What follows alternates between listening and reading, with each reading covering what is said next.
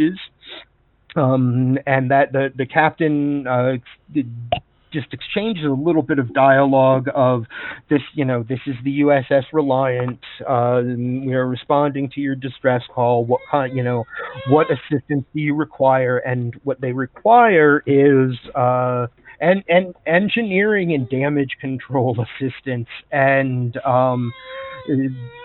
anyone who can help get their systems back online, that kind of thing. Please, if you can help us get our systems back online, our engines are the worst that we have.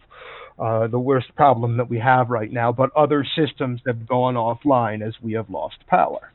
And your captain's response is to activate the comm, and Rictier, you hear down in engineering, bridge to Chief Engineer Rictier. Rick, I need you prepared for an away team. Meet the away team in in the transporter room. And she looks around the bridge and she says, "Kendra, take a small security detail. Quentin, see if you can help them get their systems back online. And I know your record. Go with them." Hi, ma'am. Yes, Captain. And who do you want to take as a security detail? When she says that, you know from your training, she probably means take like yourself and another security officer or two. And that's so that you're being sent to protect the away team. Who do you want to take? Do you want to take Tardigrade or Larissa from the bridge? Or do you want to take just tap the communicator and I'm going to take call Larissa range security? Okay. And I'm going to give Lieutenant Tardigrade my post. Right on. As before, at this point, it's how many of you? It looks like 5. Am I correct? I am correct. It is a 5-person away team. And note that anyone who has, all of you have, according to the way the book reads, everyone has some small training and everything. So all of you have some small command training. And you realize through that, she didn't place any of you in charge. So, just putting that out there. Yes. So seeing we're going to use Larissa a lot, does she have stats? She will. She will. Basically having her like an NPC right now, which in my mind is probably in the neighborhood of like, I'm giving her like all 6s and 7s. When I know the numbers can be much bigger. So that's what I'm doing in my brain for her. Until she gets stats, and her specializations, we know that she'll be specialized in tactical, but also specialized in torpedoes. So, she's a torpedoes officer. So,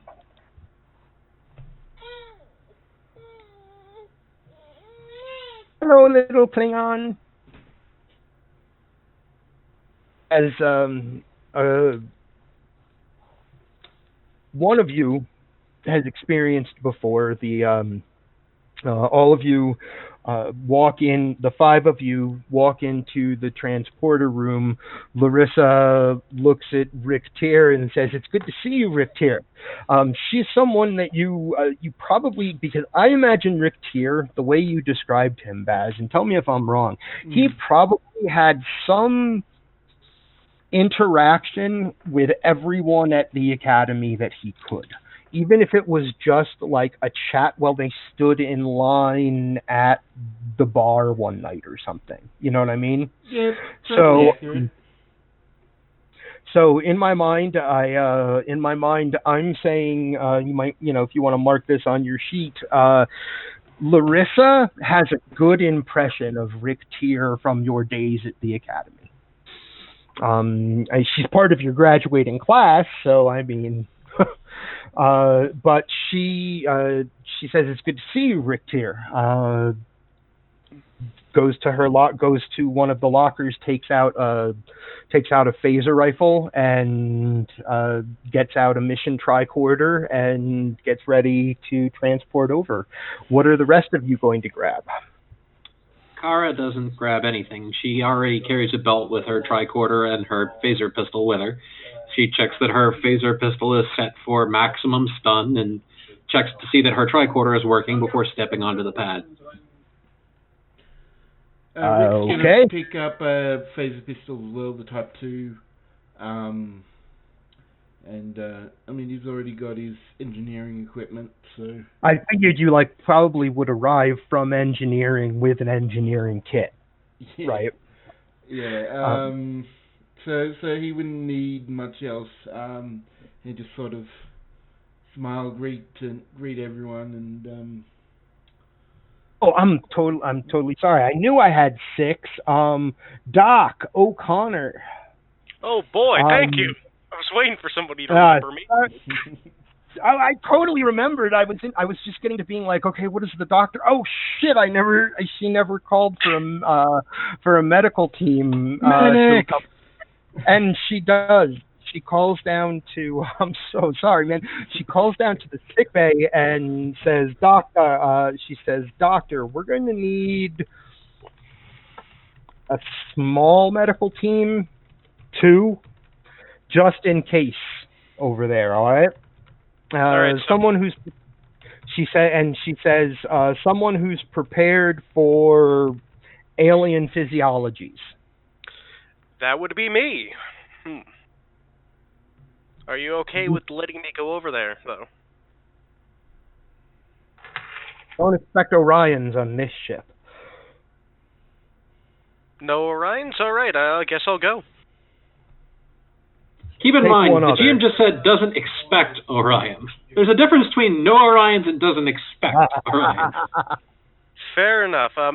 Did I already do the blocker thing? I was just gonna ask. Yes. So that's also a reason for you to be showing up in the transporter room to make sure that you have 6 doses or 7 doses of it. Are you going to bring another doctor, or are you gonna be the doctor on this mission? You're bringing an assistant. I'm going to bring an assistant with me. Okay. What? I've got it written down in my notes. Do you want to leave the best person in charge of the sick bay, or take the best person with you? Leave the best person in charge of sickbay. You never know what's going to happen, what needs to be prepped. Okay, it's time to name the Bolian doctor. Ooh. Anyone, throw names out there. A Bolian doctor.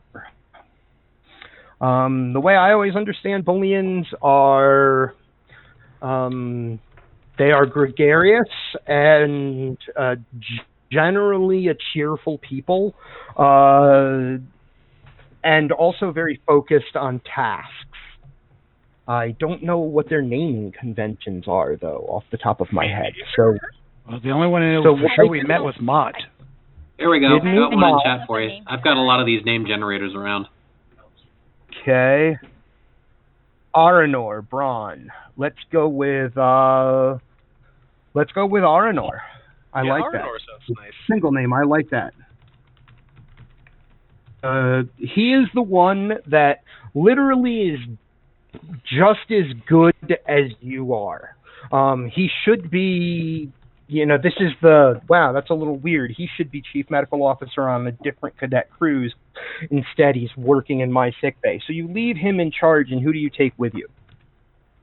A nurse, a doctor. I'm going to take a nurse with me. Okay, what race Actually, is wait. this?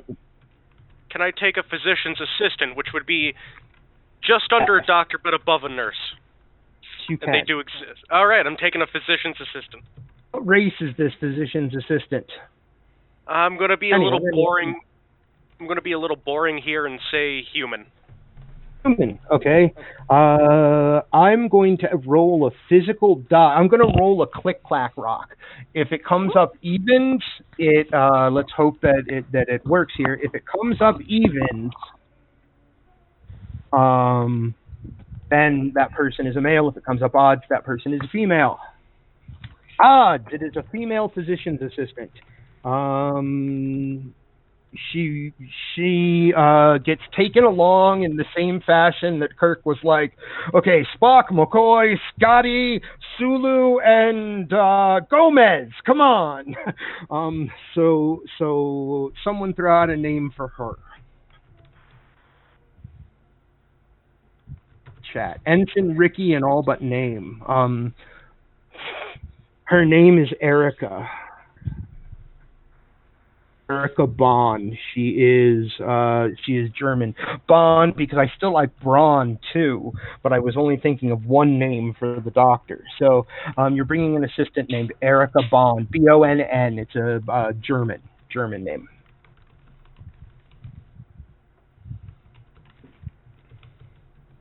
And does anyone else have any other equipment that they want to grab and bring? I'm going to bring, obviously, a medical tricorder, med kit, that sort of thing.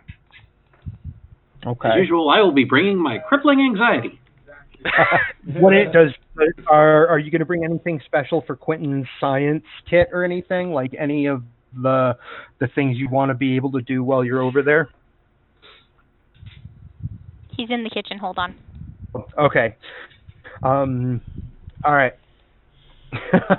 Kendra is, of course, bringing her customary Bajoran phasers. Full pistols. Yep.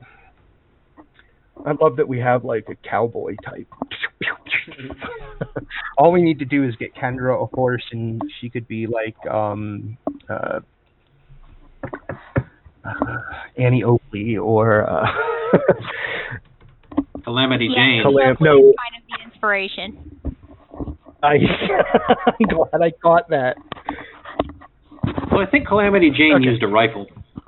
Okay, so Quentin would be bringing tricorder, Type 2 phaser, portable generator, and that sort of engineering kit that Geordi had that looks like the portable generator because they reused the asset.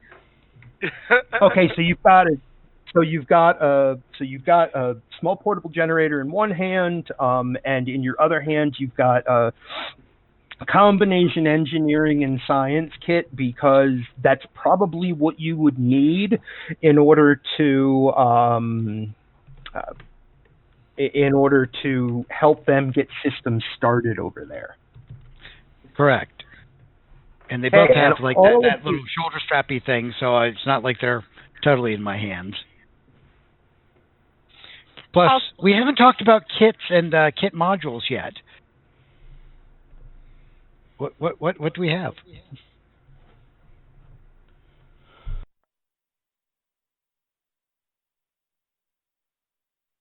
And I think I killed everybody. Oh no! Everybody's dead! No, I just had to sneeze. I don't know what Hibby's doing. So I muted myself. Fair enough. I don't know that. I mean, Baz would be the person asked, but I don't know that this really has kind of the kit sort of thing. I mean, are you thinking like STO like kits and stuff? Yeah, that's basically what I'm poking at. I want to know if I can set fire to things.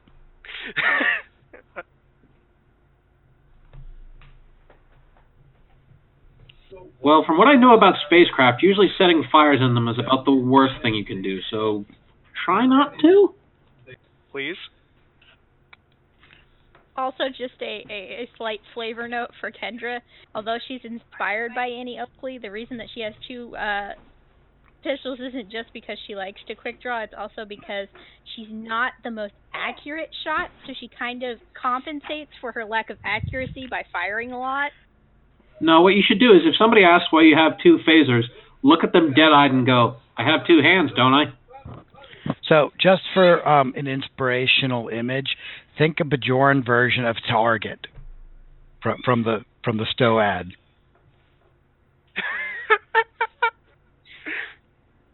Tripping and shooting at the same time.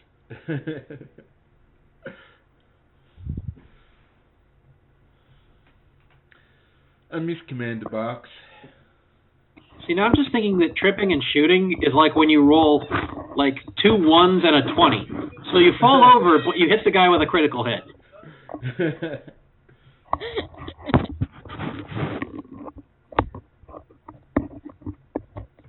Did we lose John? Oh no. John? Looks like I can our... heard, yes, I can be heard again now. Yay! Okay. Yeah, I was like, wait a minute, nobody is hearing me. I can totally tell that nobody is hearing me. I was about to say, welcome to my world from before. Once you all have your equipment gathered and you're stepped onto the transporter pads, you see what is the silvery blue. It's a glow that fades over your vision. Who wants me to take the dog? No, don't put the puppy in danger. Don't put the puppy in danger. And the silver, like it's as I described it before, it kind of looks like this silver waterfall flows over your vision, and behind it, as it like tapers out, you see first you see the transporter room, and then you see yourselves standing.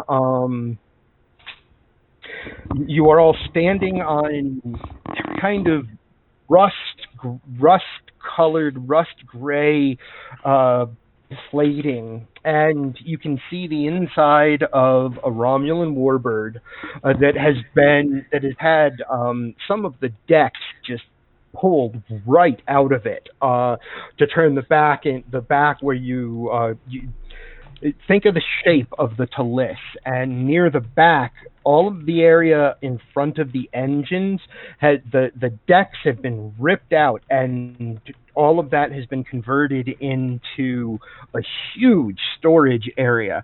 And as you arrive, like appear on the ship, there is a person who is Cation. He is dressed in civilian clothing. He's got trying to think of someone who wears similar. Picture the civilian clothing that we saw in Picard at various places. Think about like what Rios, and the crew of the La Serena even wore. He's not wearing any. Yeah, he's not wearing anything that resembles a uniform, and it's obvious that his pants are buckled and tied on in some kind of weird to you way, because he's got an opening at the back where he's got this kind of very fluffy tail coming out the back of it, and he is sliding down a ladder to get to where you are, and he says, "Oh, Starfleet, thank goodness. Hello. My name is Orion."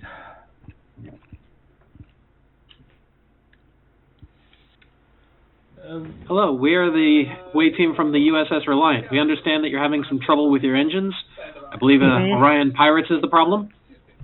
Yeah, Orion Pirates have been hitting all of the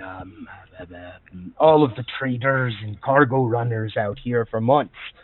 Only so much you can do. But there was a pack of them who set upon us and did damage the engines, and we have no one qualified to do any kind of fix that would do more than limp us back to a starbase, and they are I hate to interrupt, but do you happen to know if they're still chasing you? they are probably pursuing. Kara to the bridge. You hear Cole's voice say, "This is Reliant. Go ahead." Captain, is it possible that we might tractor beam the ship and attempt to enter at least a low state of warp? If the Orions are still chasing us, the amount of time we can buy ourselves might be better than just simply waiting here for them to come get us. Have the chief make sure that ship's structural integrity will hold if we do that. I'll wait to hear from all of you. Larissa moves over next to Richter and kind of gives you the indication, Kendra, that if Rick is going back toward their engineering area, she's going with him. He says, so we do have one crew member who was wounded. How best to describe? Come. And he walks off there's a little area off to the side of this kind of larger cargo area that you have appeared in, and there is a human who looks like his left side caught the bad end of an explosion. He is not conscious. He is laying on a bed. You can see that there are 3 beds total in this place, in this little area that you're in. And he says, "This, if you have a doctor, and unfortunately, some of the creatures that we are transporting were damaged as well. Did not take to the environment of the colony, so we are returning them." I'll see what I could do with them, but first I'm going to worry about this guy. Yes, I'm the doctor. Very good, very good. I can help with the creatures if you require. I have scientific training. Great. He is happy to, like, basically he's looking at like all of the rest of you and indicating the back of the ship, and he says, "These 2 cargo pods both are they're not full, but the one on this side," and he points to the one on the right, he says, "took some damage. The creatures were jostled, and we've heard crying, just a little bit. So if someone knows creatures, that'd probably be very good." I can help too. We probably need Ensign Irina. He says, "And do any of you have a way to or knowledge of how to get a ship's drive computer back online?" I might be able to handle with that, or help with that. There's no one else back here but you and your Starfleet, so Rurak says he trusts you. I can show you to the bridge. Can I take one of those for you? No, I still have 2 cases, right? You know. I still have I one strapped and one in hand. Okay. I'm fine at the moment. Okay, we're up the stairs. The engines that took damage, and you know from the outside, and which side he just indicated, Rick, that the engines are going on the right side from where you're facing them, are the ones that are damaged, and probably where the structural damage is as well. All right, well, let's get underway. There's a... So, just out of curiosity, with a Talis class warbird, are these singularity drive, or is this good old fashioned fusion? This is good old fashioned fusion. Oh, thank God. I think you mean matter antimatter, since the fusion drives I think are only strong enough to run the impulse engines. Well, matter. Talis class warbirds only had impulse. They can go to warp. If you were to go in game by the TOS. That's true. But we start in this little Dr. O'Connor, you're the first one to get a sense of how these three people live on this ship. The guy who is hurt, he was wearing a vest. It looks like the vest is actually not armor plated, but very thick, and so it seems that he may have only. Once you get a scanner, once you get your medical tricorder over him, you'll be able to find out. But he may not have taken as much damage as the side of his face has taken. The side of his face looks to have been right next to an explosion. And there are small pieces of metal shrapnel that are in his face. Right. They're bunks. Basically, imagine just a little area off of the side of the cargo bay that is split up into like 3 alcoves with beds tacked into the walls and. In one corner there is that Vulcan statue. I think you guys know what I'm talking about, right? When I say that, it's like this silver. It's not the IDIC. It's another one. It's the Raptor wings. No. It's probably Sarek or something. Yeah, I don't know how to explain it except to say it's like a twist, like a twisting upward of 3 branches, essentially, and it's just you recognize it as something you once saw another Vulcan have in their room, but in front of you is a patient. What I'm saying is the other 2 alcoves are very visible from where you are. Now, I don't know if I'm correct or wrong here, Baz, but I believe that the first thing that you would need to do, oh man, you have focuses here too that totally work. What are the first things that he has to do when coming upon someone who is wounded, Baz? Well, it's first thing, unless it's known, you probably need to diagnose, which would be insight medicine, and then a treatment, which would be control medicine. Okay, so first give me an insight medicine, which means your number is 13.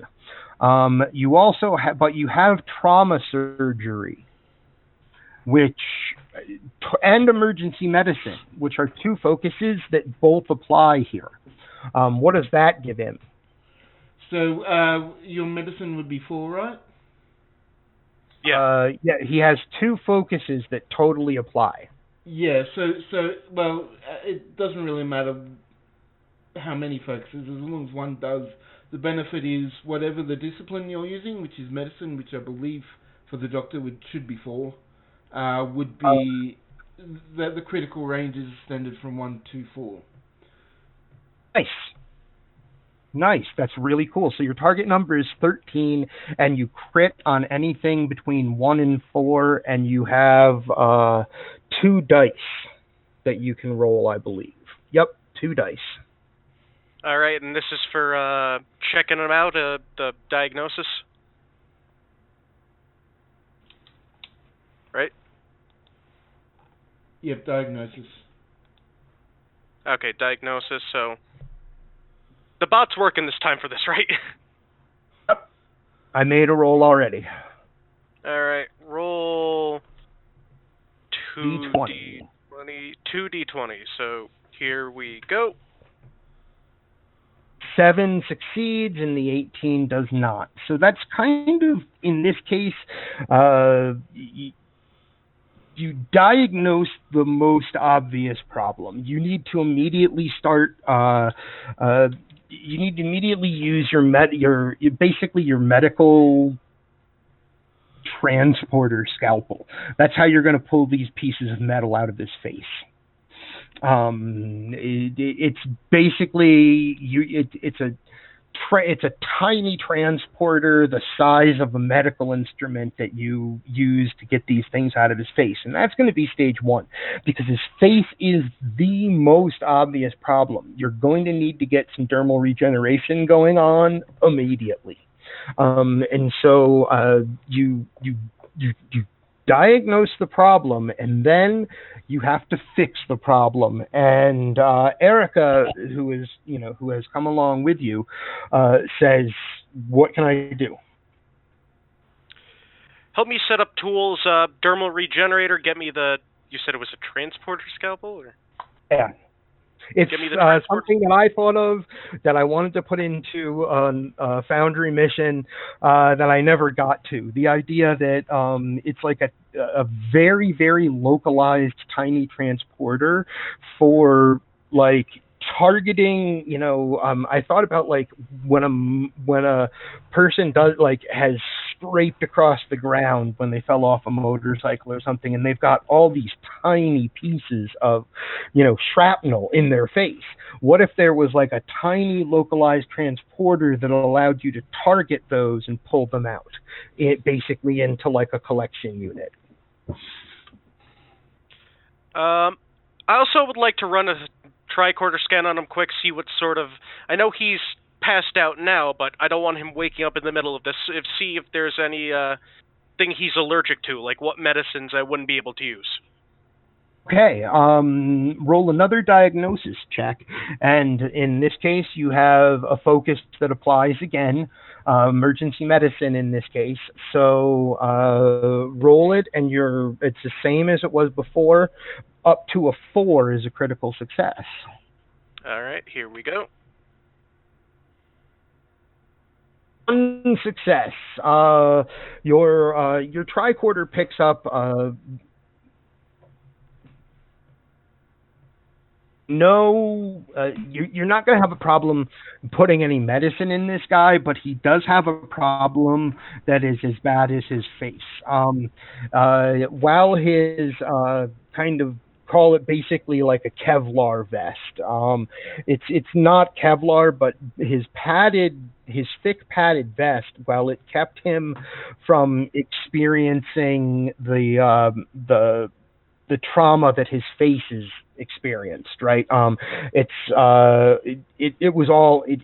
interior. He has let's call it how many ribs do we have on each side? So let's call it 4 broken ribs on his right side, or on his left side, same side that his face is hurt, and those broken ribs threaten to you need sick bay, but you don't have it.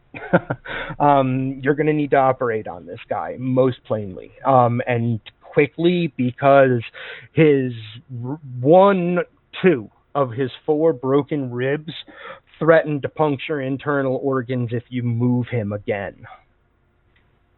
Mm-hmm. I'm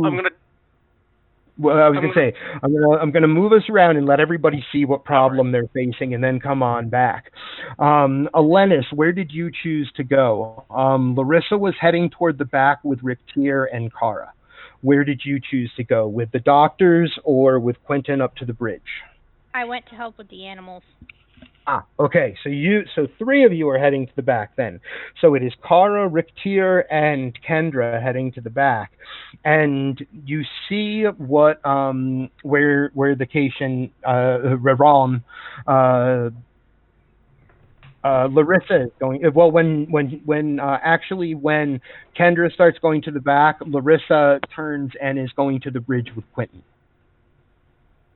Because Quentin, that's the security team's job. Is if you guys split up, there should be 1 or 2 security officers with everyone.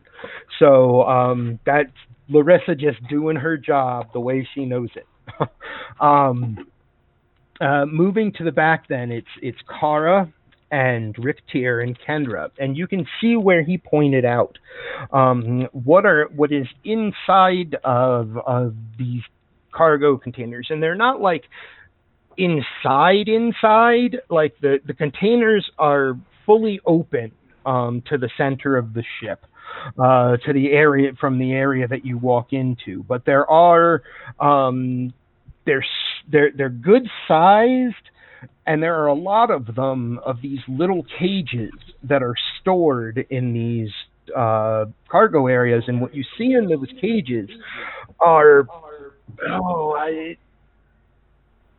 fuzzy. They got 4 cool looking little feet. They have these sensors on top of their heads.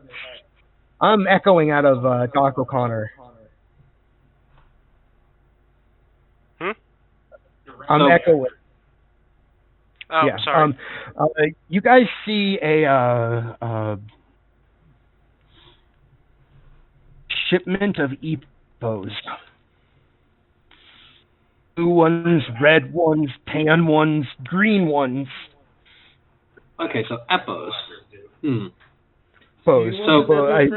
You want an EPO friend? Suddenly that voice plays in your mind. Maria, come say that for us. So, okay, yeah, I kind of know how to deal with these. Yeah, and where he had indicated, there is obviously part of the back of this thing got blown open by one of the shots that the back of the ship took, and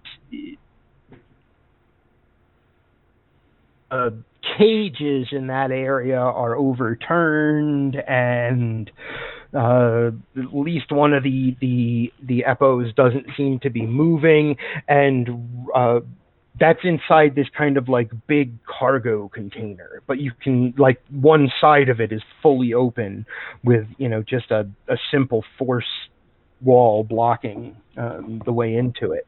And Rick, you can see that this ship has a matter-antimatter engine that wasn't designed to go in here.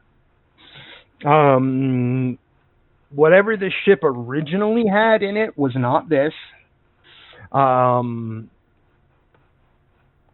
It's operating, but there is essentially a booster on each side, call it a booster engine on each side of this main matter-antimatter drive, which looks like you can make an engineering diagnosis check, I guess would be the way to put it. As the three of you are all seeing the same couple of things at the same moment. So in that case, I guess insight and engineering, right, Baz? Yep, 13 and 10. 7 and 10. Well, your number, your critical was up to 4, so you make it. Yeah. You make 2 successes, and you can tell that the booster engine on the right side, directly behind that cargo container, is completely blown. It's that level of it's got black smoke coming out of it. And there is a force field set up around it, because the very back of the chamber area that secondary booster engine sits in, the back of it, the hull is completely compromised. There's a big hole there. And the only thing keeping outer space from in here is these emergency force fields that are surrounding that particular booster engine. Are there any other, I'm trying to think of any other diagnosis type of things that the three of you could get going back there? Where is Kara going to move to? Well, first she's going to turn to the others and say, EPOs, I happen to know this species. They're completely harmless, but if they get loose, it'll probably make repairing the ship a much more difficult task. We should try and keep them out of Rick's hair. Figuratively speaking. That would definitely be appreciated, even though I don't have hair. And you can see, a slight smile. She also looks back at Rick for a moment. And if you have... She looks at the holes meaningfully. Any opinions about the spaceworthiness of this craft, let the captain know. I'd feel better if we could get moving, even if we're just being towed. Alright, so I guess I'd do some kind of... You're going to be working you've done reason engineering or control engineering? When you get down to there. But what is Kendra doing in this circumstance? Because first I'm going to set the scene for each of these three spots. So in the circumstance where Kara has just said these things are called EPOs, I know this species. They're harmless, but and you can see that there's a hole in the back of the ship, and Rick is probably starting to get out his engineering kit. He can already see where the problem is. Kendra surveys the situation, and while everybody's talking, she's already gone over and started petting the Epos and speaking to them soothingly. Okay. You may make essentially a perception check, which is like probably an insight. What would we call like a perception check? I would call it an insight and command. So you have a 14 there, or insight security. Either way, your 14 is your number, and your focuses don't apply. Okay, 14 is your number. May I assist? No. You're identifying. This is the same moment that you're identifying the creatures. You get one success. Kendra, you notice that the cages that are closest to where that explosion was, where the metal bent away and stuff, there are at least, let's call it 7 cages where the creatures are not moving.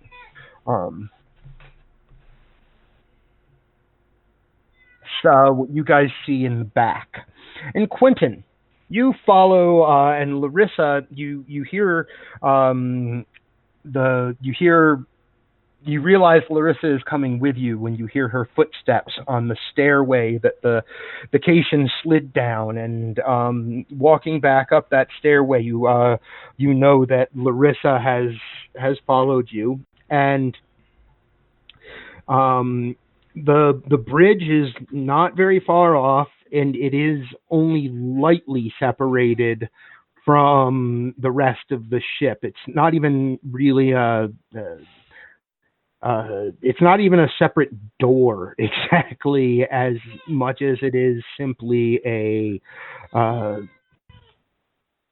entry that leads to an area that has that actually has 4 stations.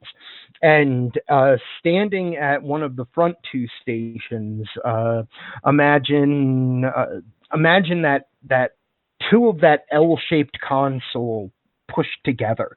How people used to make like the double consoles out of that, so that it would also have like the separation in the middle in the and so standing at the left side console looks like canceling. You can tell canceling a distress call, and just basically bringing up on the screen on the console that's in front of him, bringing up what looks like a status report on the ship. And when he hears the 3 of you enter into the bridge, the Cation says, "Rurak, Starfleet's here." And this Vulcan turns around. He is tall, probably coming in at about 6'2" or 6'3", somewhere in there. He is going. He is tall, but no, there's definitely an echo. I wrong? Am I the only one hearing it? Should I reboot the page? No, there was an echo. Okay. You're also I'm not cutting crazy. out. I'm cutting out. Is that better?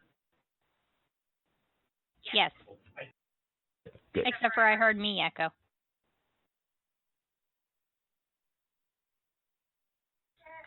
I think it might be. Okay. Well, regardless, it's a small bridge, 4 stations. The man turning around is about 6'2", 6'3", and he's got not white, but he's got that silver gray hair, and he's got a very classically Vulcan looking cut, like the Mr. Spock. He's got, that's his hairdo. He's got the Mr. Spock. He is wearing shirt and pants kind of civilian outfit, and he has a small, you want to call it a cape, but it's more like a bandana hung off of the right shoulder that goes onto his back. He's got a friendly, if hardened face. Kind of like imagine, don't think of him as Clint Eastwood, but imagine what it's like when Clint Eastwood smiles friendly at you. He still looks like Clint Eastwood, but he's got a friendly demeanor when you first see him. So I'm creeped out. Maybe. He turns around and he says, welcome to the Talon. I'm Captain Rurak. We were ambushed trying to bring a shipment of these Epos from one Romulan, from colony here in the cluster back to a Romulan convoy. Captain, where do you need me? He points at the other console and he says, "What we've lost right there is main engine control, and I do not have the skills to get it back." Well, what do I see where he indicates? You'll have to scan it with your science-y kit, but once you do, what is our science-y? That would be I think it would be reason science, since you're basically reason science. So you're at a 15 is your number, and don't see any focuses that apply necessarily. No. Talking encyclopedia as a talent might apply. What does talent give him, Baz?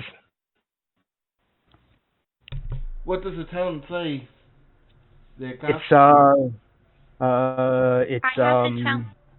I have the talent description in his character thingy. Okay, gotcha. So that means move over to there. What does Walking Encyclopedia do?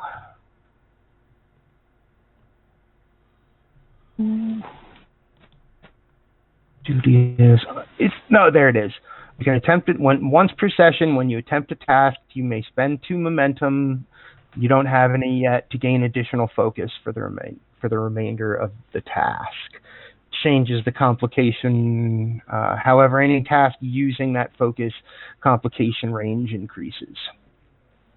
Yeah, so it doesn't really apply. So it's just 2 dice with your number being at 15. Okay, well, I got an 8 and a 13. 8 and a 13. That is 2 successes. What this is essentially main engine control. Because, and you can see why the system blew out. The system blew out when one of the engines didn't just go offline. It's basically like part of the car exploded, and the computer system reacted by shutting down and locking down before it fried more than like the 30 circuits that did get fried. Computer wasn't fast enough to shut itself down fast enough. So a lot of circuits that you see in this, what is essentially the main engine control from the bridge, are a lot of fried circuits, and you can tell that it happened because the engine exploded. And Larissa is having a look around. You can tell that she is using the time to have a look around the bridge and make sure that she knows where everything is. Kendra taps her comm badge and contacts Larissa on the bridge. Larissa. I'm not entirely sure that the ship was attacked because of its cargo of EPOs. Can you try and find out if there might be any other reason? Absolutely. And you're on the bridge starting to figure out what you need to get out of your science kit to fix this, to get working on fixing this, Quentin. And Larissa says, Captain Rurak, why did the Orions attack? And he says, I do have a substantial amount of wealth stored on this ship, and that's not... those animals in the back are, for some reason, the Romulans are very interested in them right now. So the fact that they were agreeing to, when the animals did not work out on the colony that they were at, agreeing to have them shipped back to this convoy, says that even that they are trying to sell them like pets, but that they are more than welcome in bringing them back to this convoy if the creatures do not work out where they are. It's a small fortune back there. Larissa taps her comm badge and she says, Chief, that cargo worth a lot more than we think it might be, I would imagine. And we get back to the doctor, who in this little alcove has his physician's assistant laying out the tools that he is going to need. And as she first starts to lay out the tools, and you realize with your tricorder scan that this guy is going to need surgery. And like immediately you're going to have to like laser scalpel him open and fix those ribs. Because she's also looking at the tricorder scan, like over your shoulder, you could say, or like from right next to you, and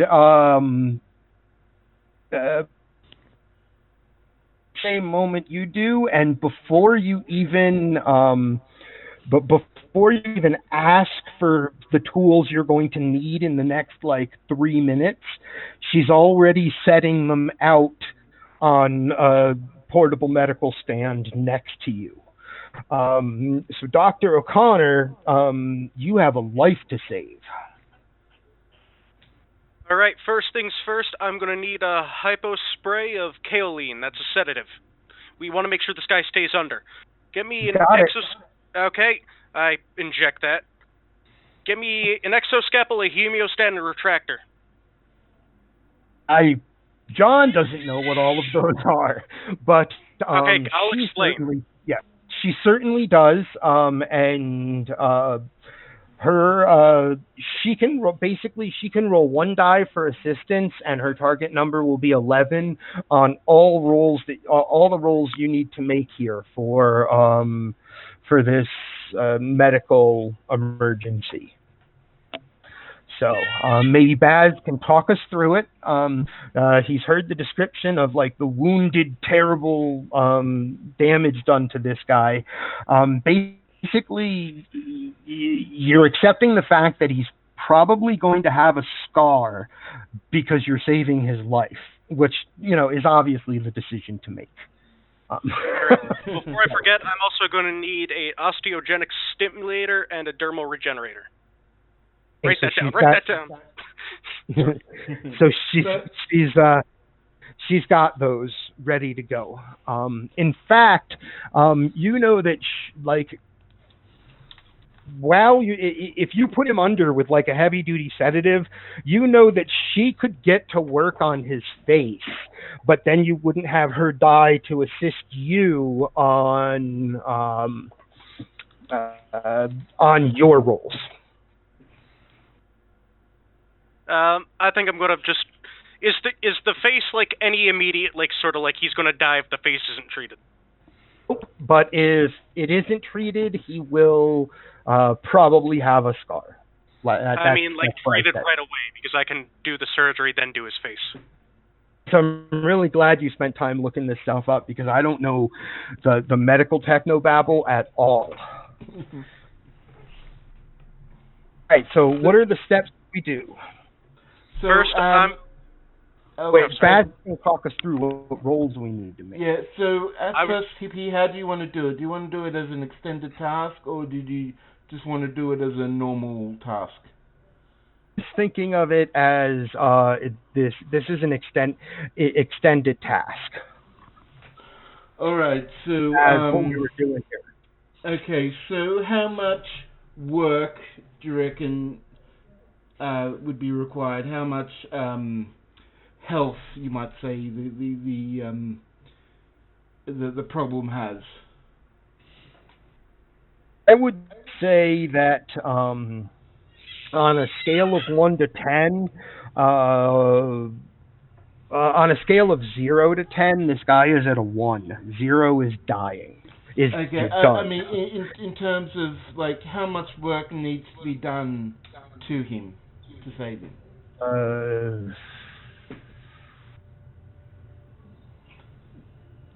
I wanted to say lots, but that's not a good answer.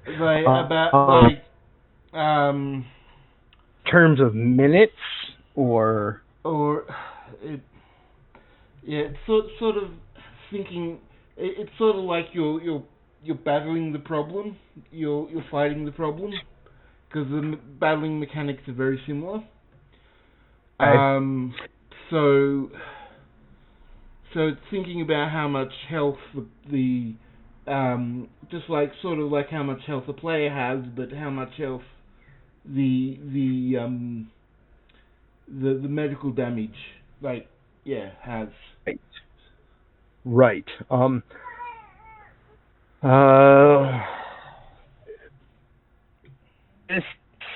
I mean, he is going to die, and that's going to require opening him up and repositioning his ribs.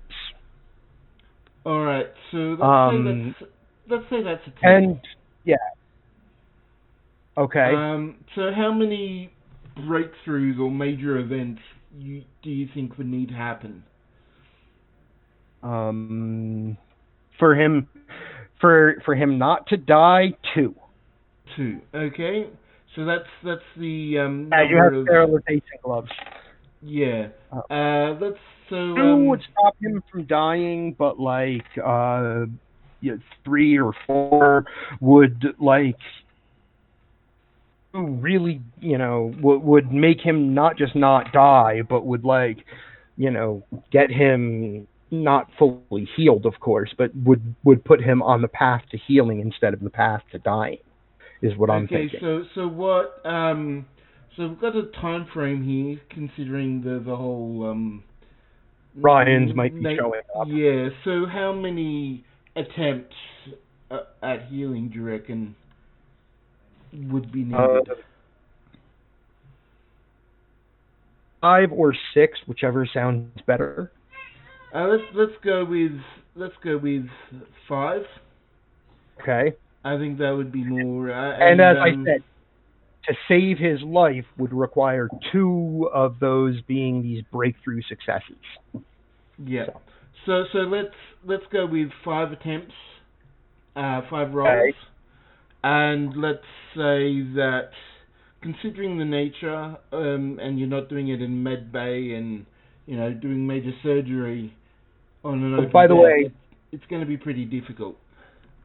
So I am going to use one of my complications to make it that you don't have, exactly what you need. This is something that you're trained for because you do have like trauma surgery and emergency medicine. But this is sometimes you realize that this is actually what field medicine is going to be all about, Eli. You're going to have to sometimes make do with what you have, and in that case, that's a this role has one complication on it. You're in a spot not made for it. Okay, so let's say we start with a difficulty of 4, and I think this is something where Eli would like to use a determination. I think so too. Think so too, because everyone else thinks so. It would determination gives you 1 automatic success, I believe. 1 automatic critical success. Right. So he starts with 2 1 automatic successes. critical success. So that means you would start your roll with 2 successes already. And yeah. And you're going to be rolling control medicine, I think, right? Yes. So 11 and 4. Your 15 is your number. You have focuses that apply, which means that anything up to a 4 is a critical, and your target number is 15. What does the complication do? Complications are basically whatever the DM wants. So I think in this case a complication would be to make it really difficult to do the task. Okay. That makes sense. You can add, if you want to, that's why, what's called that resistance. was why I wanted it to be an extended task. Yeah. You can also add what's called resistance. So when they do work, it's not all the work actually done is actually sort of done. There's a bit like bit of like armor that absorbs some of the work kind of thing. I think making the target 4 is what I want to do in this case. Like 4 successes, and you're having Nurse Erica help you, correct? Physician's assistant, and yes. Assistant, yes. Sorry, you're having Erica help you. So then describe to us what you're doing to start the first of the extended tasks of the game. Well, first I'm cutting off the vest, all that, make sure that gets off. Okay. Got to clear my way to the chest. Okay.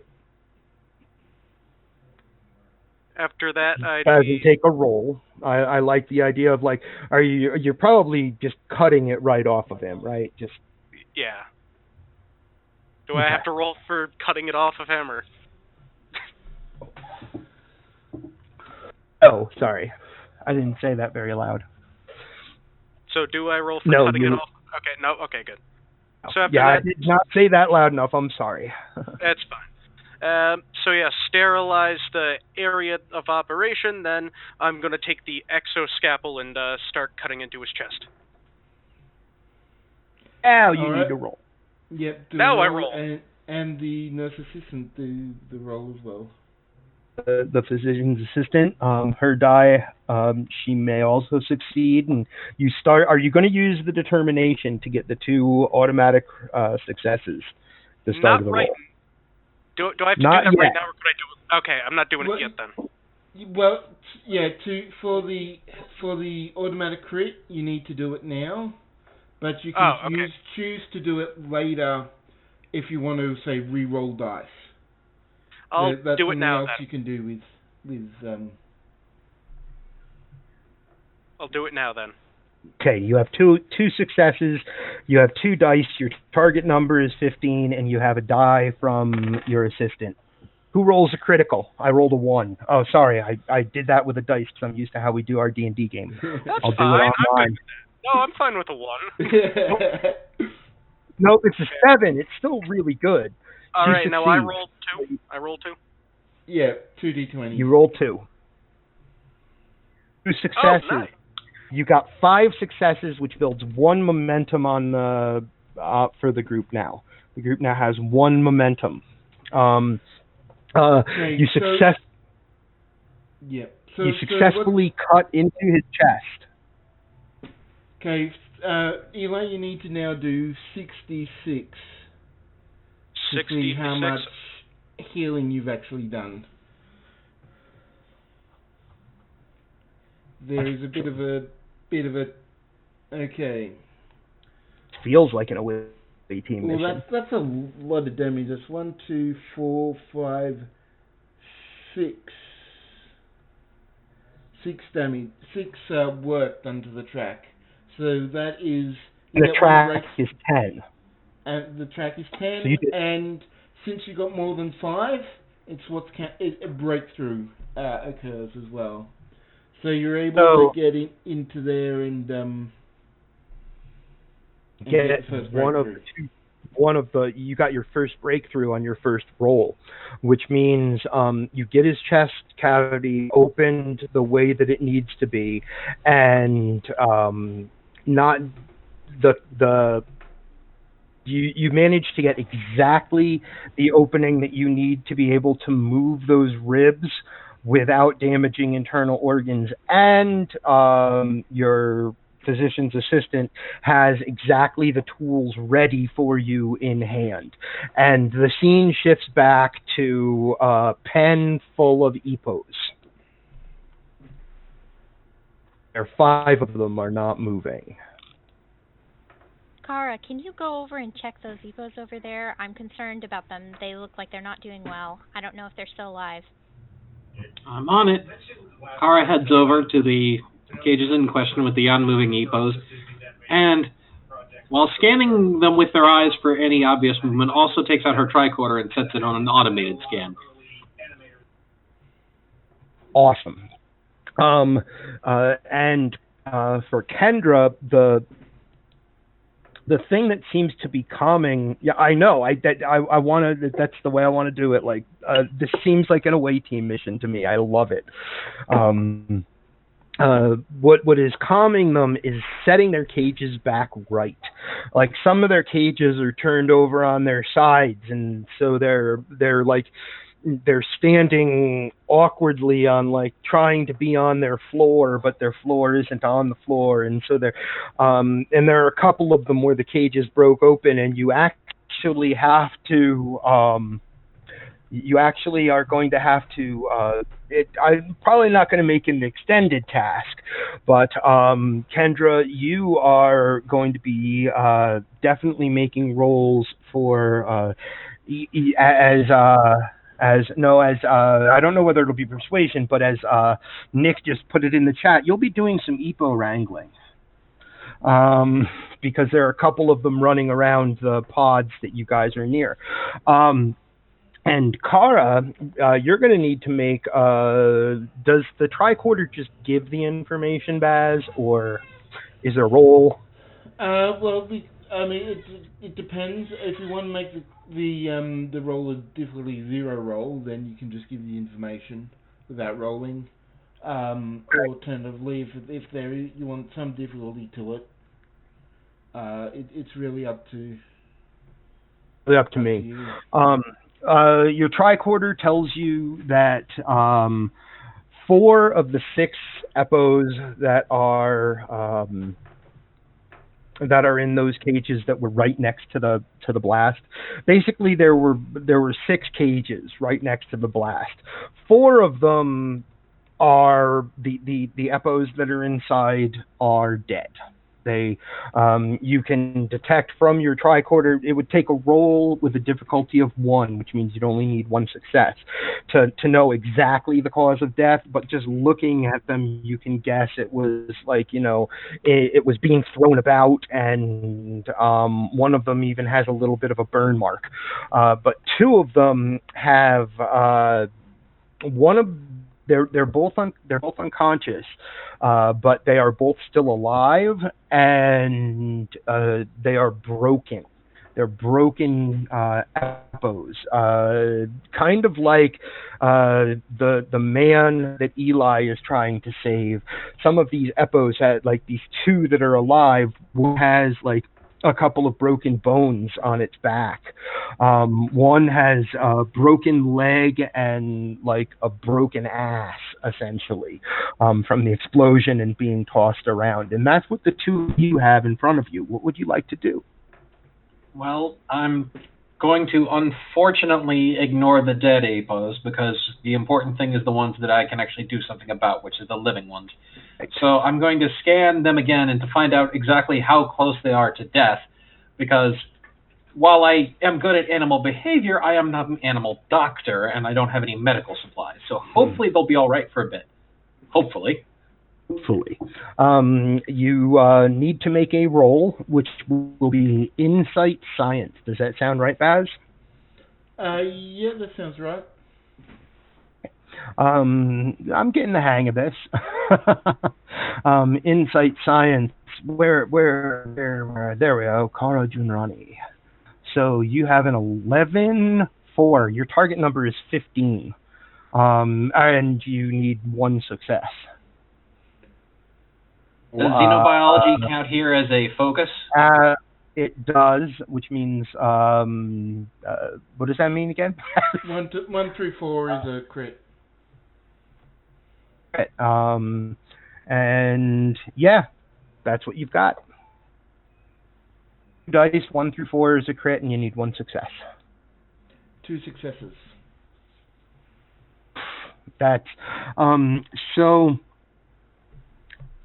The one with the broken leg and the broken tailbone will definitely survive, but the other one has like bones that are broken in a bad place. But you know enough about animals that you are able to look at some of the epo beds that were in some of the cages. You're able to pull them together and carefully enough by supporting the back and supporting it from underneath to move the epo that is in could be immediate danger or probably wouldn't survive. You're able to move it onto this kind of makeshift bed that you put together out of what you had around you and support that area where the bones are broken enough that you're certain the EPO will survive. So you build another momentum for the group. Your group now has 2 momentum. And Kara, I was going to say, Kara, you still have the other one that you didn't move to a bed, move on to a bed yet, but it will definitely survive. Kara spends her time trying to calm both EPOs, since the less they move, the less they'll re-injure themselves. She can't do anything to currently treat their injuries, but she can try to keep them from making it worse until things calm down enough for someone to come treat them with actual medical knowledge. Right. The one that you move onto the support, like the support pillow type of thing, that one doesn't wake up, but the other one, as you start, petting it, comforting it a little bit, and making sure that you're trying to make sure that it doesn't move, you can roll opened the wrong character sheet. There we go. You can roll, Baz, tell me if I'm wrong, I'm thinking it's a presence command roll, I could see that, or a present science, since it's animals, but presence command is good. Okay, let's go with present science. I like that. So you're You need to roll an 11. You have 2 dice. You critical on anything 4 or below. Actually, it would be 4 or below because of the focus effect. Okay. What is it? Oh, talents. You have to look up and see what they do. What does cautious science do? Do you know off the top of your head? Yes, cautious is one of the more common ones. If you use a momentum, you get to re-roll 1 die. Okay. So that you could do that. Cautious science totally would apply. See what the roll is. A 10 and a 19, so 1 success. Is a 19 a complication? No, that'd be a 20. Haven't expanded it. It didn't expand, okay. So you got 1 success, which really is all you need to keep the Eppo from moving around too much, because its back legs don't want to move around anyway.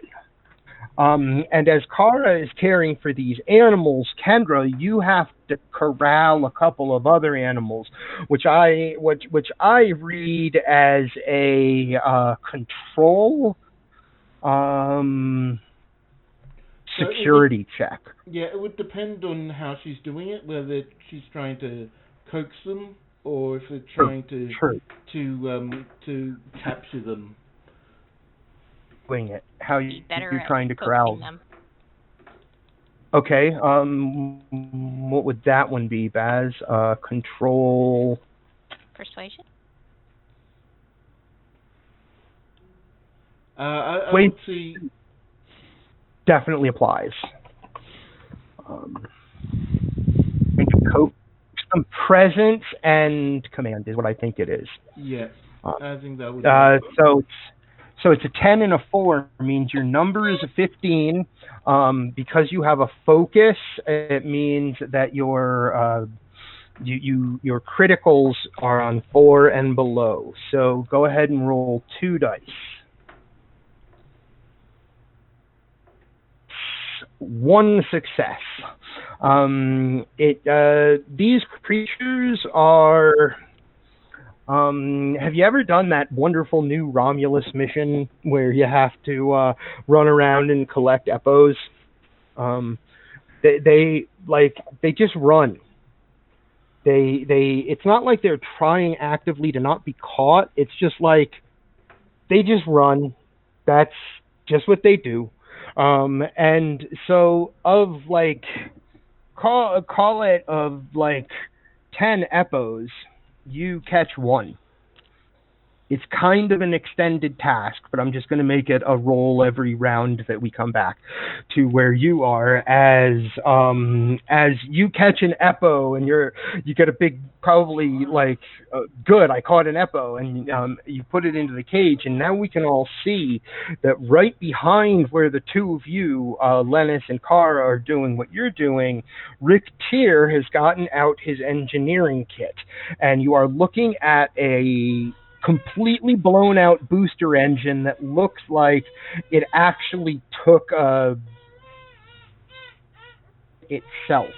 The weapon punched right through the hull and blew out the engine. What to do, Elenis, or Kendra, I'm sorry. Between catching Eppos, Kendra taps her contacts the captain. Hey, what did she say? Go ahead, this is Reliant. Captain, I'd like to suggest, if possible, as soon as all the civilians are able, that we transport them to our ship, seeing the shields are only at partial capacity.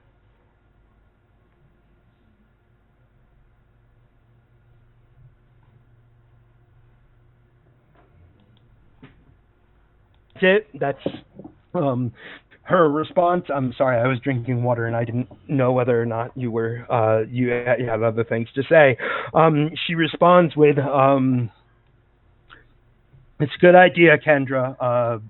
And you hear her change the channel, but keep a channel open to you. And she says, "Transporter room, get a lock on our away team and the others that are over there, the ship's crew. Be ready to bring them aboard." Kendra and she taps says, her comm badge again. yeah, she just says, "Good call, Kendra." And then you heard her make the call that you wanted her to make, and then she, then the communication is off. Okay. Kendra taps her comm badge again. Transporter room, is there any way we can lock onto these EPOs?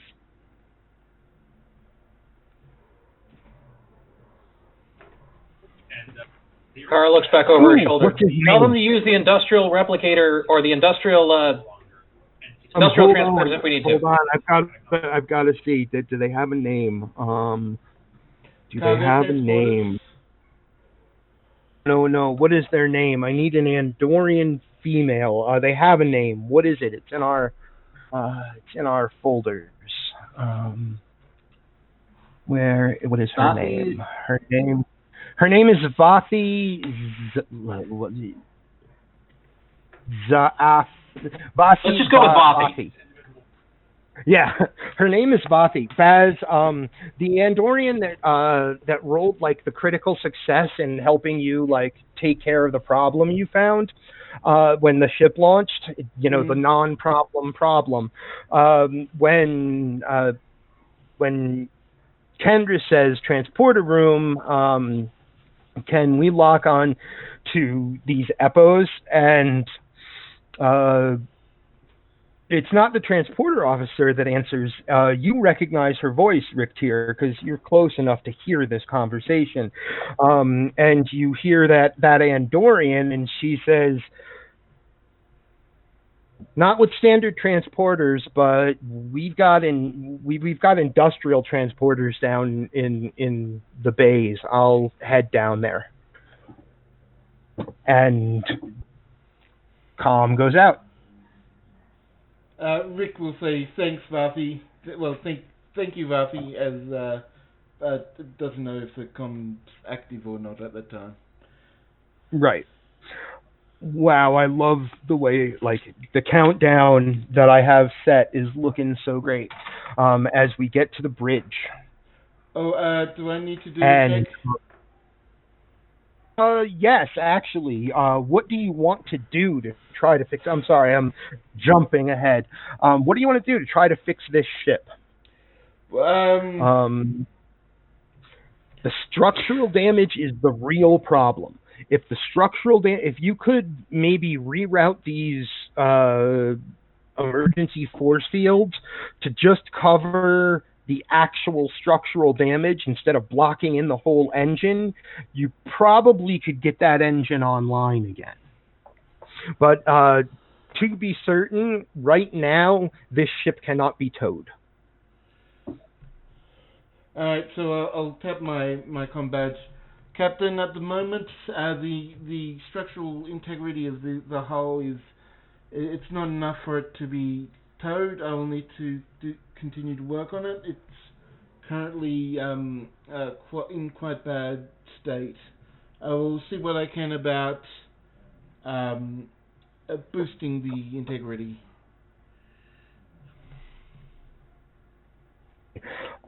It's not going to be an extended task because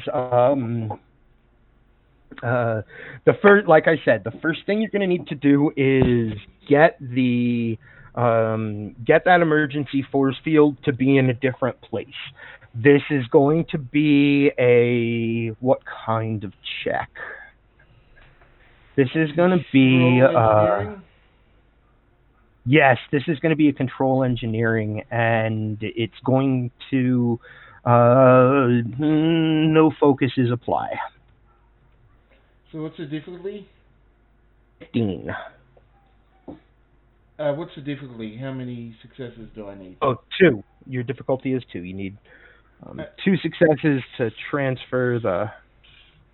Okay, I might grab another dice with momentum to this. Okay. So rolling 3. Guys are at 1 momentum. Oof. Success. No complications though, so that's good. You managed to get the emergency force fields under your control, but you're gonna have to make another roll to convince, and it's going to be a difficulty of 3 now to convince the force field projectors, essentially, to re-aim themselves exactly where you want them and not open the ship out up to space at the same time. So it's 3 successes you need. All right, another roll. Use that momentum, I assume. Yeah. 3d20 again. Yep. Okay, that's better. 2. That's 2 successes. But, yeah. Which is enough. Which is enough to not open the ship to space, but this is not where the projectors were set to aim, and so you can't be confident that, if the ship took a hit, that they wouldn't just, go offline. And again, structural integrity would fail. But you do now have access to the engine, which is right in front of you, and you may attempt a control engineering check to. Your difficulty is only 1, because all you're trying to do is make sure the power isn't trying to route to the blasted out booster engine, because right now it is. Okay, so just doing. Do I have EPS conduits? I don't think I do. I have your character sheet. I have your character sheet right here. You have EPS power systems. That applies. That makes your critical number 4 and below. Okay. 2 successes. You are giving it all it's got, and you manage to. This will also make it a little bit safer. Pull the excess energy that engine can't do anything with, and you reroute it through this main engine. Siphon some of it off into the side engine. After you've done that, if a soar could sweat with that one moment there, we might have seen sweat on Riftier's brow. That one moment. But you get it sealed up, and you get that engine power rerouted. The ship is still able to move at impulse speeds, but taking the ship to warp is not advisable. Not advisable at all. I'm just thinking that while he's doing this, for a split second the field goes down, and you see Kendra and Kara's hair, like they're in a stiff wind, and then it comes back up, thankfully. Yeah. But his face is definitely that of, focus and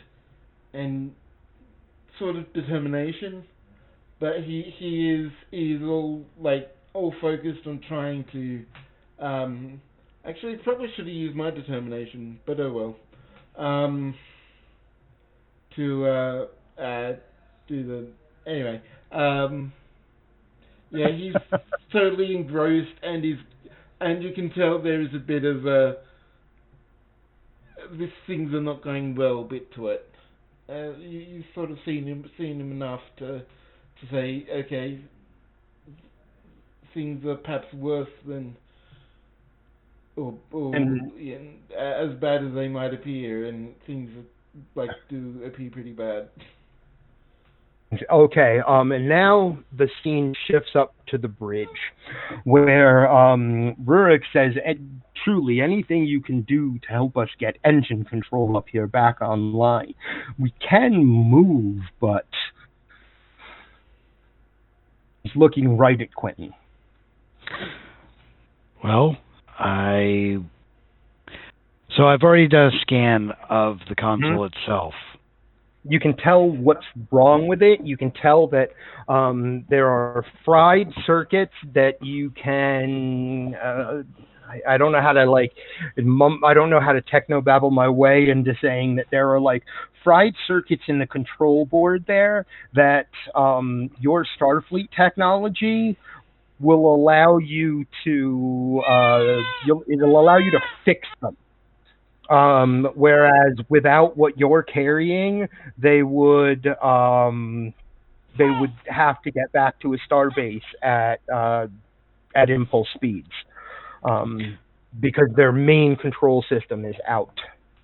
Well, You can I would certainly be bypassing what I can bypass and replacing what I absolutely have to replace. be science thing. We'll do science to it. We'll do science to it and bring up your character sheet. Control science is a 15 for you. 2 dice. You're looking for 2 successes, but even 1 will give you something. Alright, I should have already had this queued up, but so be it. 8 and 14. That's 2 successes. With 2 successes, you manage to only have to replace 5, and you were able to, a combination of an actual fix and a jury rig, to get the other 20 or so circuits that have blown. You're able to patch them in such a way that when you stand back up to the console and try to access main engine control, you'll have to test it, of course, and you do, and you do have control of the main engine, and the readouts are telling you that the left side on the ship's booster engine is non-operational, and in fact has no power going to it whatsoever. But otherwise, you managed to get control back to this bridge station, and actually back to, when you look around, aside from probably right at the engine itself, this is probably the only station that can do that on this ship, that can handle main engine control. So you get that part working, but you also see that there are because you got the 2 successes, you see that there are other systems that are either going to respond sluggishly or not respond at all.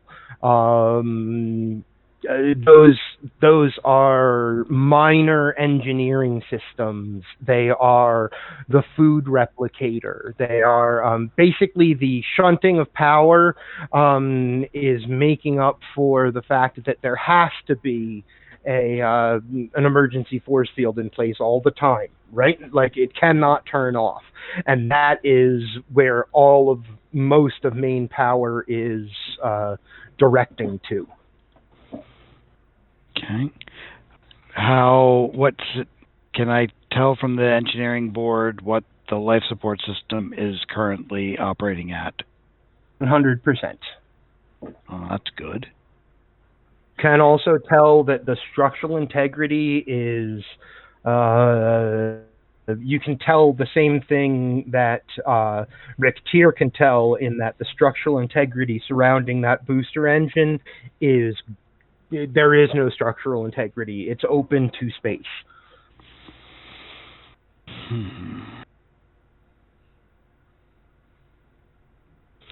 What can we do? So main engine controls restored. Library system, don't need it.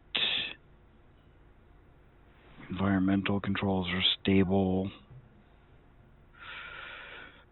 What about sensors? Sensors are operational except for the rear left sensor grid is blown. Basically, what you're finding is that, like, the sensors in the area of the ship where the engine was, The sensors back there are blown. Structural integrity back there is non-existent. Everything in that area of the ship. What would be the role to Baz? What would be the role to, by looking at, having the readout of all of these systems? You'll know certainly, Quentin, that the ship cannot go to warp. It will lose structural integrity and fall apart. And because I haven't been paying attention, was this port or starboard? The ship is. If you're in the bridge at the front of the ship and you turn around, it's going to be on your right. So port, car is right. So for the ship, it's the left side. So that's the port side. Okay. Essentially, where that engine is, everything that would be operating back there is not operating well. So. Tap my comm badge. Yeah, I would think Reynolds Engineering away team. Is that to me or is that to the bridge? Engineering away team. Rick here reporting. I've restored control to the engines from the bridge. Is it as bad as the indicator is displaying down there?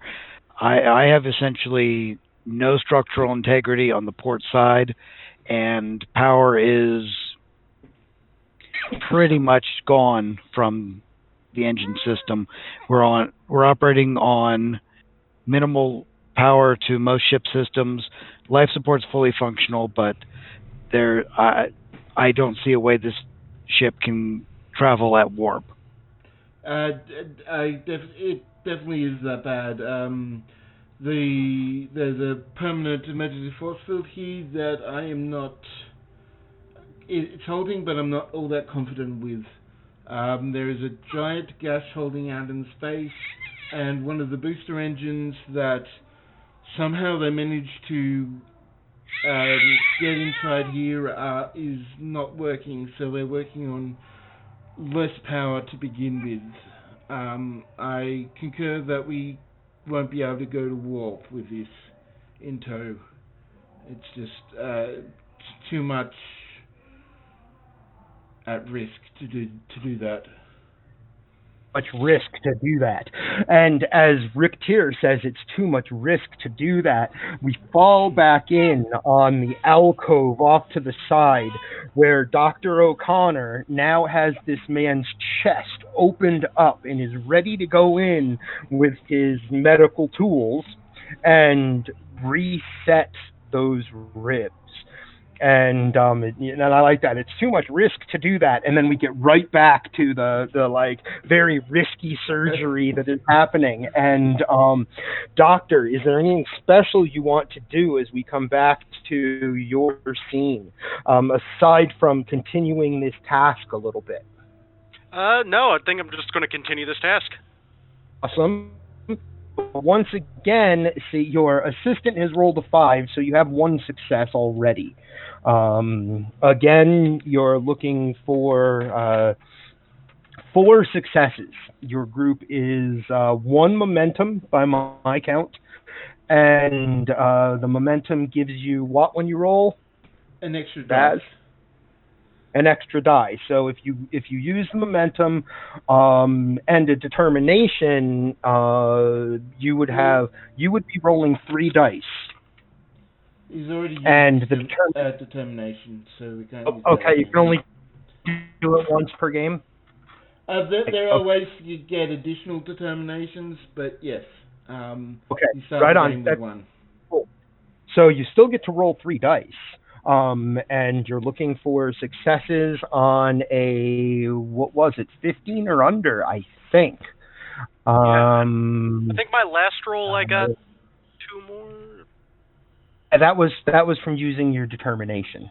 Okay. And I used 2 in my roll, and we got 1 back. So I think that's about right.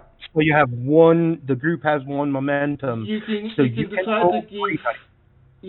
decide to give Hippie 2 threat to get an extra 4th dice, if you want to do that. Or do you want to extend the threat range to 19 or 20, and get a fourth, be able to roll 4 dice. You do know that you have 1 success from Erica. All right. I'm going to stay with the 3 dice. Don't need a fourth. Okay, your critical number is 4 or below. So roll 3d20. All right.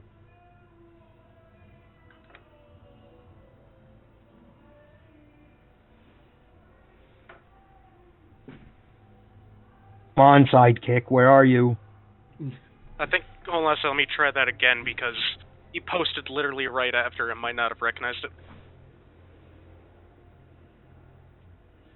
We might be heading into the peak RPG sidekick, and it's just under the lag right now. Okay, so whatever the second one is, ignore it, unless it's better.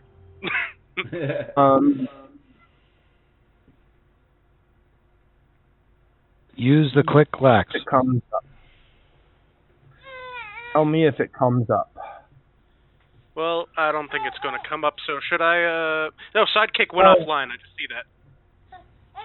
Oh, I'm just going to do it this way. I just typed, and you're going to be happy I did it this way. Because I just pulled up the Google Dice Roller, and I rolled 3d20. You could do the same thing if you want, but I rolled a 7, an 8, and a 9. No, excuse me. I rolled a 3, an 8, and a 9 when I look at it. That's 4 successes. And her success, that's 5 successes. That builds a momentum, and you get to roll 66 for how much damage. I think right now we're going to go with yours, because, but in the future, I'm going to roll mine. That's cool. That's the quickest way to do it. I'm totally open. It's just the quickest dice roller I know of. You just type in dice roller into Google, and it pops up with a dice roller. I already used that, so I know. So in this case, 66, and I mean, if you have click-clack rocks in front of you, just do it that way and tell us what they are. I'm using the Google Dice Roller. Let me see. I got a 6, a 6, a 2, a 5, a 5, and a 5. Okay, so that's 7 damage. Which is, again, a breakthrough, isn't it? Breakthrough, and it's actually a second breakthrough because you went through the work track as well. So you get 2 breakthroughs there. And that means you finish the extended task, which is getting this guy, making sure he's going to survive. You get these ribs set back where they need to be so that they're not going to puncture anything. Can you do something? Absolutely. Can I describe it? Because I know what I'm talking about. I researched all this. Come on. Absolutely. All right. Well, after I get his chest open, I apply the hemiostat to clamp bleeders. Make sure he's not bleeding out while his chest is open. I use a retractor to pull the skin back. And then, after that, I carefully move his bones and use the osteogenic stimulator to, heal his bones. Set them in place. Yeah. Set them in place, and they're a bit more stable than, just like, than what we could do nowadays. Right. And after that, I start putting everything back the way it was and use the dermal regenerator to close them up. And I'm going to finish this off with a hypo spray of Metropan or bicardine, which is used to treat fractures. Awesome. What you managed to do, especially when you add a medicine at the end, specifically to treat fractures. Now that's in his system, so you give him a hypo spray, and now that specifically is in his system, he is safe to transport. And you could actually get him into your sick bay now and finish. You could do the work on his face in sick bay. You could finish up setting the other broken bones on the left side, like his arm and his But you got the thing that was threatening his life, because I said that's going to require 2 breakthroughs, and if you get more, you're going to improve his quality. Basically, you have now made it so that he's safe to transport and is in good enough shape that you may be able to help him not have a scar. If you can do it, if you can do it in sick bay, that is. And you that's your final realization, is you've made him safe for transport. And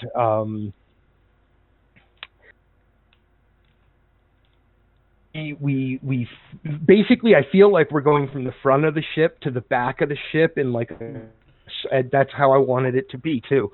And so we were able to follow to the back of the ship as we see our doctor perform surgery in far less than ideal conditions. And we get into first, it's Kendra needing to make another roll of control security, which is for her.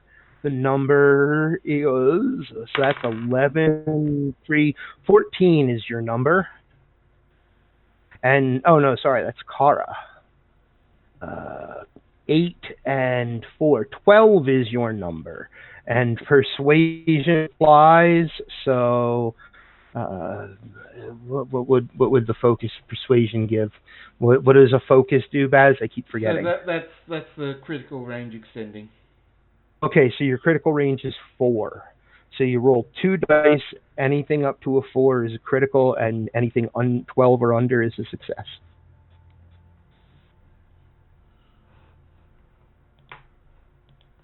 It's Kendra, because we're falling back to where Kendra is. Sorry, I was trying to find a dice roller and I'm not having any luck. Dice space roller in Google, and they've got an animated thing in there. Yeah, that's what I did. It's the top Why are you result. making the fussy face?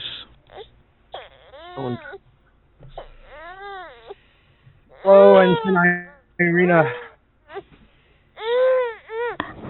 I love that we have a baby ensign on our ship. That's great. What's the guy from the Corbin maneuver from the first Federation? Oh, from the first Federation. The one played by the same guy who played. Yes. He's the same. It was what's his name when he was young? The guy who played Rorschach. What'd you get? 12 and a 6. 12 and a 7. 12 and a 6. Oh, that's 2 successes, and you are able to. Like I said, there's a bunch of them that got out, and you're able to. You change your tactic just a little bit, and you find that these creatures, something that Kara probably already knew, and you learn now by interacting with them, that these creatures very likely they respond to like a friendly posture. You know, you were already being friendly, but you just like kind of open that up a little bit more, and they kind of move. They're still like trying to run about and stuff, but they're running about in the direction of putting them back in their cages. And Kara, you are comforting the one that is not moving, because he's the one with a broken leg and a tailbone. The other one is still not conscious. Rick, you're looking at the engines that you just successfully got rerouted back there, and the fact that there is a hole in this ship. And up in the front, Quentin, you're looking at the readouts, and Rurak says, Roran, check what Starfleet is saying. And the Cation moves to the other the other side of the console from where you are. He looks at your readings and he brings things up and he says, "We are not going to outrun any pursuers. We can't go to warp." And at that moment, all of your comm badges chirp, and you hear the voice of your captain, and she says, "Away team, make sure that the civilians and the cargo are ready for transport. Make sure that the civilians and the cargo are ready for transport. Vathi is ready down in our cargo bay." Kara taps her comm badge. Most of the Epos are fine, but I have two here that will require critical care. Can we beam them directly to the sick bay or at least the science lab?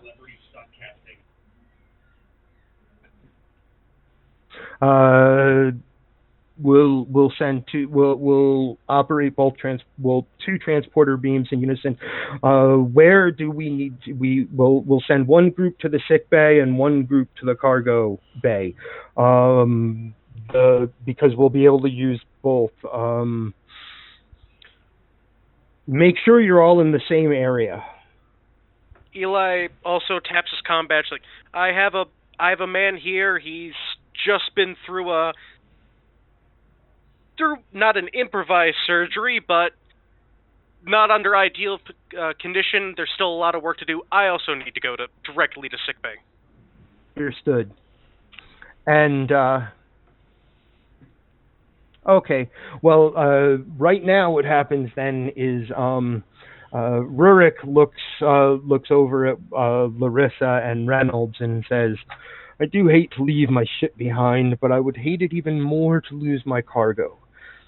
Shall we?" And Raran is already turned and headed toward that stairway that leads off of the bridge area, and Rurak is moves with Quentin.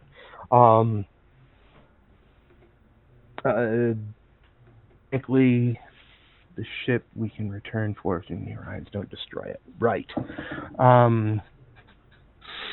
So all of you now meet the other members of the crew as you gather near where the cargo is, and this is when we would normally be ending had we started at 7.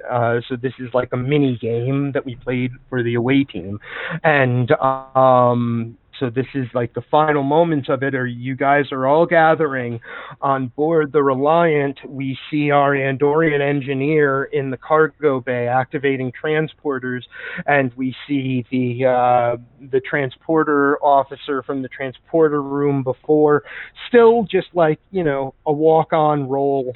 We don't know who they are exactly yet. And we switch from them activating transporters to your group all being enveloped by transporter beams and disappearing from the deck of this cargo ship. And as you disappear, we flip back to seeing the Reliant moving through space. And just in the distance, potentially hidden by the sun, we don't know.